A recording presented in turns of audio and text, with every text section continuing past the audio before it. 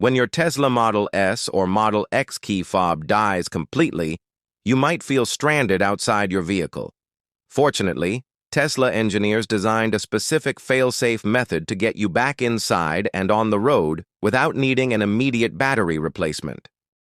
To unlock the doors with a dead key fob, you need to place it in the right spot outside the car. Position the fob near the base of the passenger side windshield wiper blade where the hidden external receiver is located. Once you are inside the cabin, the vehicle will likely prompt you that no key is detected when you try to shift into gear. This is because the internal antennas cannot pick up the weak signal from the drained fob battery. The solution lies right in your center console area within the main cup holders. You need to place your dead key fob directly into the passenger side cup holder to activate the low-frequency backup antenna hidden beneath the console trim.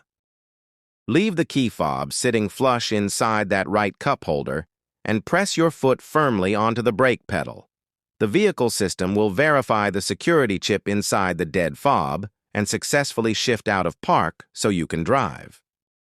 This built-in emergency feature gives you plenty of time to drive home or head straight to a store for a fresh CR2032 battery. Keep this backup process in mind so you never have to panic over a dead remote again.